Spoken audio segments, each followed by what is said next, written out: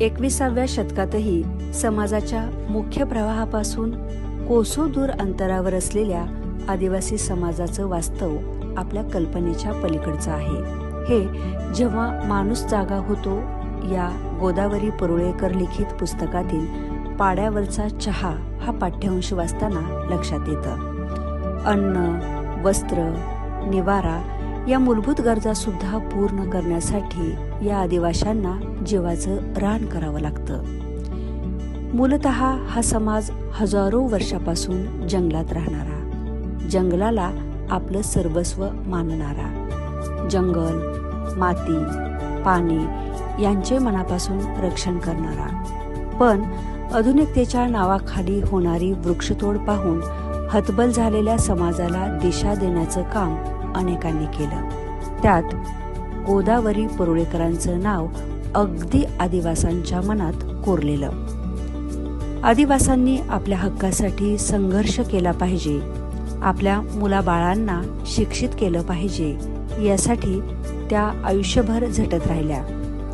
पाड्यापाड्यावर जाऊन आदिवासी समाजाला जागृत करण्यासाठी मैलन मैल त्या पायी फिरत.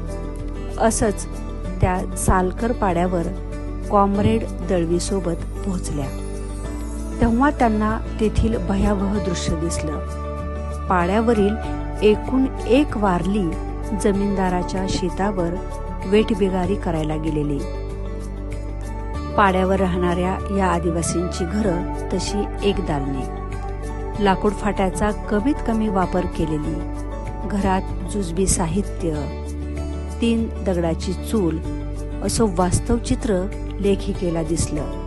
तर पाड्यावर पक्ष्यांचा किलबिलाट, कोंबड्याच्या फडफडी, कुत्रे भुंकण्याशिवाय कसलाच आवाज त्यांच्या कानावर पडला नाही. लहान पोरं 1-2 सोडली तर अख्ख्या पाड्यावर शुकशुकाट.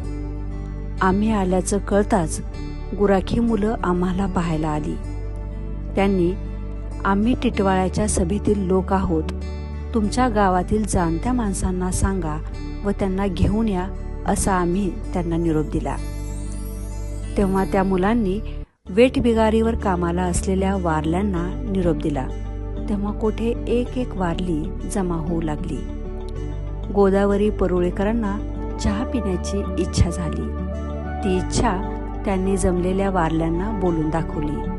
तेव्हा त्यांना चहापेक्षा जेवण सोपं वाटलं, कारण चहा ते घेत नसत. एकतर चहा आपल्यासाठी नाही असा समज त्यांचा होता.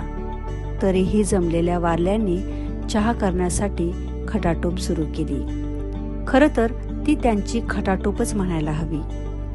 एक जाणत्या पोरांना गुळ आणण्यासाठी तर दुसऱ्याला चहाची पावडर आणायला पाठवली. 2-3 किलोमीटर अंतरावर दुकान होतं. बकरीचं दूध एकानं आणलं. लेखिकेला तुम्ही तयार केलेला चहा चालेल असे म्हटल्यावर ही वारली पुढे सरसावली. 3 दगडाच्या चुलीवर एक पातेलं ठेवून चहा तयार झाला व तो सर्वांनी घेतला. अशी चहा पार्टी त्यांची झाली.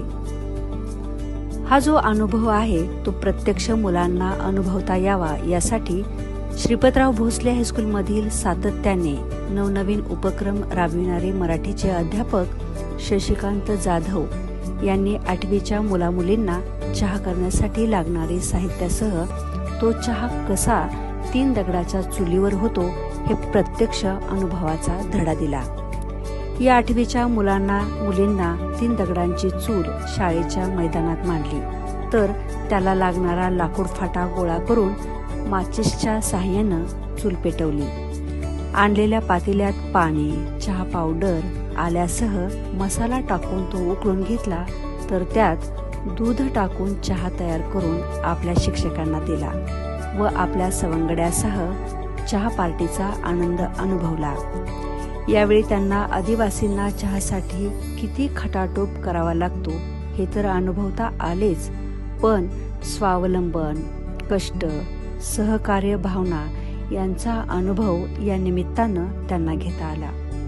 यावेळी प्रशालेचे प्राचार्य नंदकुमार नन्नवरे, उपमुख्याध्यापक प्रमोद कदम, पर्यवेक्षक सुनील कोरडेसह सर्व मराठी अध्यापक आणि इतर शिक्षक बांधवांनी या चहा पार्टीचा आनंद घेतला.